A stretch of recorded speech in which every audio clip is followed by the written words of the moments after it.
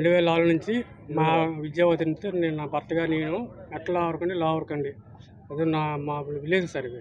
మా ఆవిడతో పాటు నేను ప్రతి ముందుకెళ్ళి నడిపిస్తూ ఆవిడ నడిపించి సహాయంగా ఉండేవాడిని. కానీ మా హెల్త్ బాగానే ఉంది, మా ఆవిడకి కొంచెం బాగాలేదు సరే ఫిట్నెస్ చేయించిన తర్వాత మేము ఆవిడ ఫిట్నెస్ చేయించిన తర్వాత డ్యూటీ చేసాం సార్. విజయనగరం తీసుకెళ్ళాము, డెలివరీ కేసులు కూడా తీసుకెళ్ళిన తర్వాత ఆవిడ సడన్గా అనమాట కొందరు వ్యక్తులు అనమాట ఆవిడ పూర్తిగా నడవలేదని చెప్పేసి దాకాడికి అవున వ్యక్తి పూర్తిగా నడవలేదని ఫేక్ సంతకాలు పెట్టింది సార్. చేసి అనమాట మా మీద కంప్లైంట్ పిహెచ్సికి ఇచ్చారు సార్. హరిచరణ్ గారు మమ్మల్ని పిలిపించి మీరు డాక్టర్ గౌరినాడు ఇదిగోండి మీకు లెటర్ పంపించింది, మీ ఆవిడ పనికిరని చెప్పారు సార్. మేము వెంటనే నేను మా ఆవిడ కలిపి డిఎంఎండ్హెచ్ ఆఫీస్కి వెళ్ళాం సార్. వెళ్ళిన తర్వాత వాళ్ళు వెంటనే మాకు ఆర్డర్ ఇచ్చారు సార్. ఆర్డర్ ఇచ్చి తీసుకెళ్ళి సరే ఈ ఆర్డర్ ఇంక రాలేదు. తర్వాత మీకు కవర్ పెడతాం అలాగని చెప్పేసి కనీసం 10 నెలలు తిప్పారు సార్. 10-11 నెలలు తిరిగి అలాగే మన సంజయ్ మేడం దగ్గరికి వెళ్ళాం సార్. వెళ్తే మేడం గారు ఇలా మా దళితులు అంటే మాకు ఏ ఆధారం లేదు, సెంటు భూమి కూడా లేదు మేడం, మాకు అదే ఆధారం అంటే మరి మీ దయ్యండి అంటే పోస్టింగ్ వేరే దగ్గర వేస్తాను అన్నాను. ఏ మేడం మీ దయ్యం అంటే మీకు ఉద్యోగం కావాలా వద్దని అడిగింది సార్. మీ దయ్యం దళితులం కాబట్టి మీరు సరే మీ దయ్యాన్ని చెప్పేసి కాళ్ళు నమస్కారం పెట్టి కాలు మీద కూడా పడ్డాం సార్. కానీ ఆవిడ కనికారం లేకుండా బయటకు వచ్చింది సార్. కానీ ఇంతవరకు మాకు ఏ న్యాయం జరగలేదు సార్. తిరిగి హార్ట్ అటాక్తో చనిపోయింది సార్.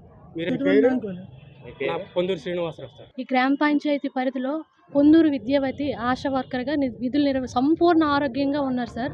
ఆరోగ్యంతో విధులు నిర్వహిస్తున్నారు. ఆ విధులు నిర్వహించడంలో గ్రామంకి ఎటువంటి సమస్య లేదు. కానీ దాకేటి గౌరినాయుడు అనే ఒక పొలిటీషియన్ని అతను ఏం చేశారంటే మా అమ్మ అన్ఫిట్గా ఉందని, ఆరోగ్యంగా పనికిరాదని, పక్షవాతం కింద కాలు చేయి పడిపోయిందని డాక్టర్ హరికృష్ణ మొక్కు పిహెచ్సికి కంప్లైంట్ ఇవ్వడం జరిగింది.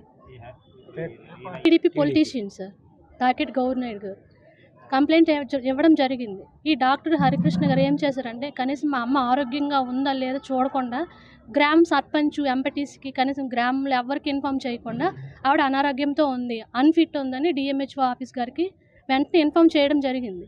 డిఎంహెచ్ఓ గారు ఎంక్వైరీ కూడా చేశారు సార్.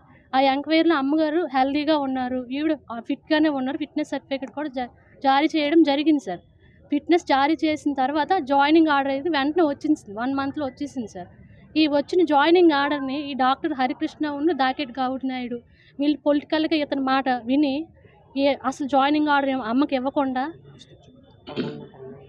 డైరెక్ట్గా ఇవ్వకుండా హాస్పిటల్ చుట్టూ ఒక్కొక్క డిఎంహెచ్ ఆఫీస్ చుట్టూ తిరిగి అమ్మగారు ఏం చేశారంటే సార్ నాకు ఇలా జాయినింగ్ ఆర్డర్ వచ్చిందంట, డిఎంహెచ్ ఆఫీస్కి నేను వెళ్ళడం జరిగింది అంటే లేదమ్మా వచ్చిన ఆర్డర్ని మేము వెనక్కి పంపిస్తాం అని డాక్టర్ హరికృష్ణ గారు కంప్లీట్గా చెప్పడం జరిగింది.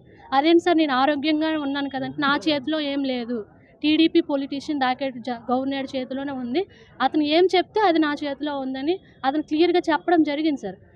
వెంటనే అమ్మగారు ఏంటంటే అప్పుడు నుండి ఈ డిఎంహెచ్ఓ ఆఫీస్కి మెడికల్ ఆఫీసర్ చుట్టూ గ్రామంలో టీడీపీ పొలిటీషియన్ దాకేటి గౌరినాయుడు చుట్టూ కాళ్ళు అరిపోయినట్లు తిరుగుతూ తన వేధింపుల వల్ల ఇతని దగ్గరికి వెళ్ళి అడిగితేమో నా ఇష్టం, నువ్వు తక్కువ జాతి కులం చెందిందాను, నాకు నచ్చిన వారికి నేను ఉద్యోగం ఇచ్చుకుంటాను, నువ్వు ఏం చేసుకుంటావు ఏం చేసుకో అని కుల వివక్ష కింద అమ్మని అవమానించడం జరిగింది, మమ్మల్ని అవమానించడం జరిగింది సార్.